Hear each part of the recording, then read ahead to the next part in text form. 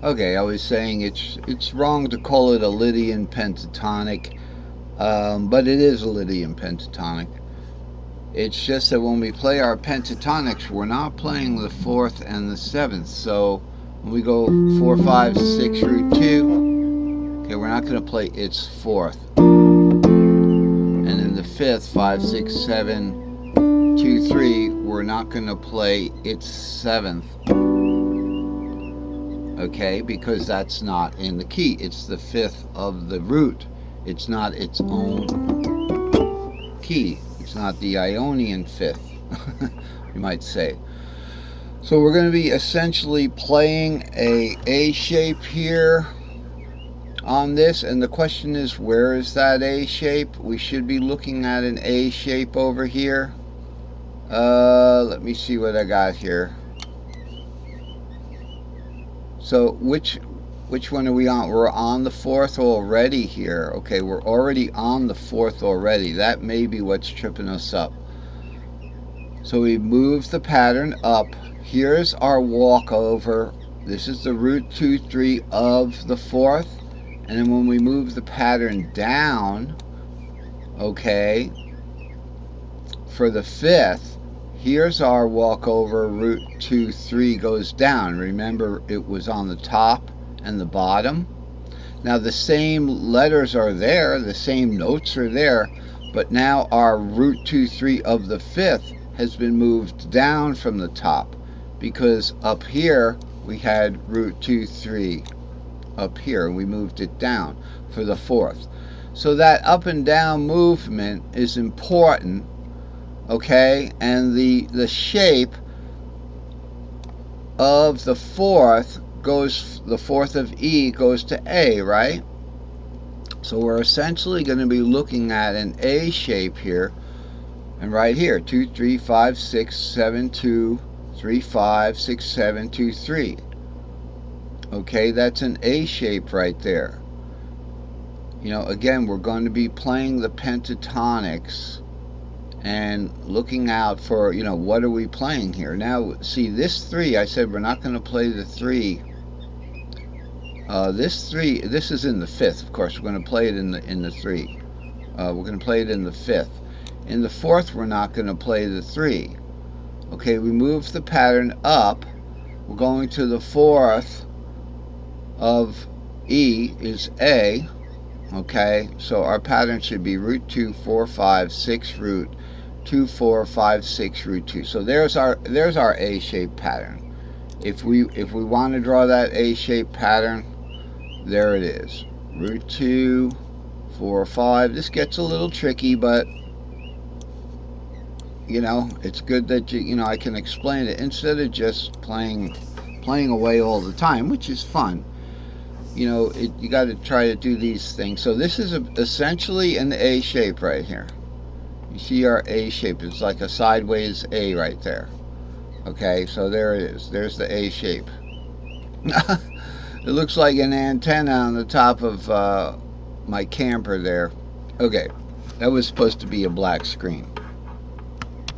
Okay, there it is. So here's the pattern, the pentatonic. Here's the A-shaped A. Okay. So now on to the fifth. With the fifth, we're going to not play the root. So we lose the root. We're adding the 3 back in. We're not going to play the fourth, but we are going to play the seventh in the fifth. So this is the notes and the numbers don't change, just the highlighting. Okay, so now what's the fifth of E? Well, let's play an E-shaped E.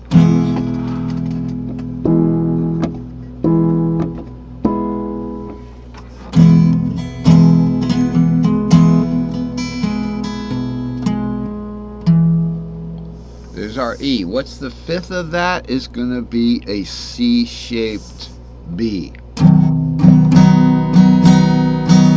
And when in Cage we deal in shapes, not in absolute chords, which would be the B part. So it's a C shape. So the shape of E, the fifth of E, goes to the C shape. So we can see here 7, 2, 3, 5, 6, 7, 2, 3, 5, 6, 7, 2. There's our C shape. Here's our C shaped 2, 5, 7, 2, 5, 7. It's our C shaped B at that point. Okay, and this is our C shaped pentatonic. If we were in E, we go down to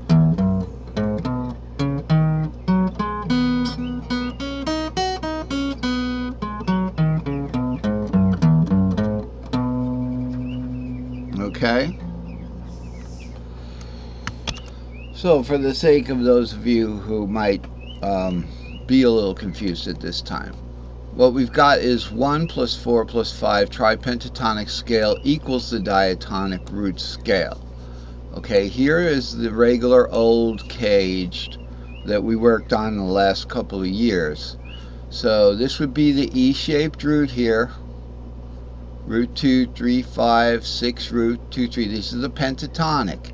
And it would have an A-shaped fourth and then a C-shaped fifth. So again, the fifth would be 2, 5, 7, 2, 5, 7 up there. And they all have 3 of them.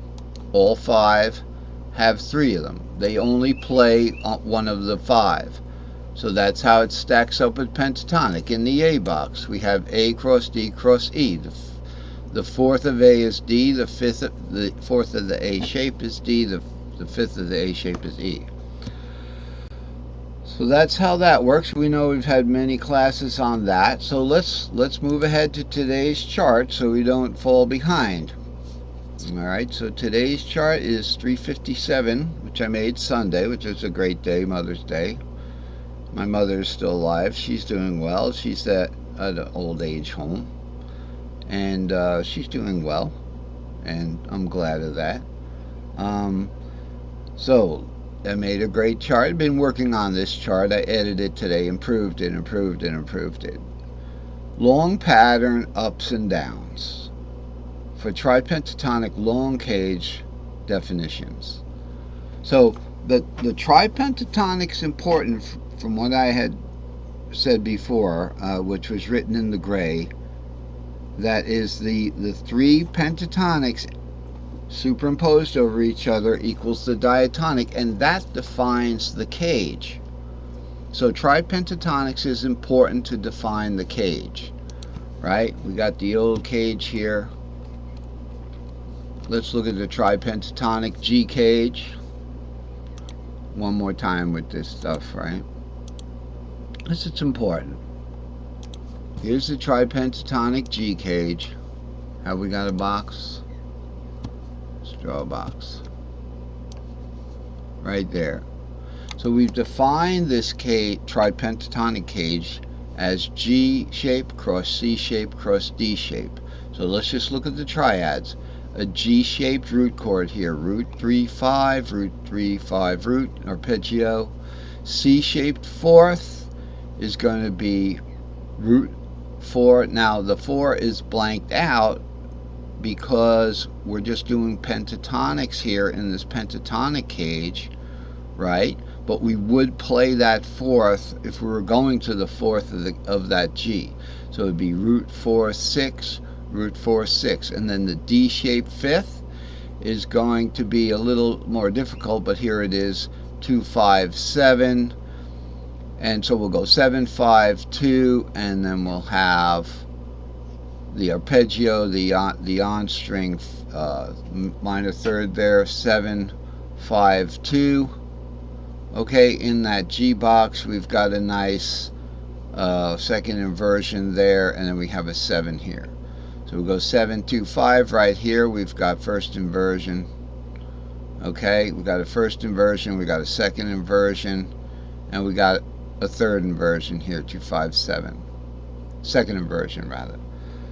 So that's something I'm not very good at. The G and the D cages, the lower parts. That's why I learned the arpeggio and whatnot like that. So we've got the 3 pentatonics in the G cage. We can play it in the key of C. So we've got the G-shaped pentatonic, and then we've got the C-shaped, and then we have the D-shaped.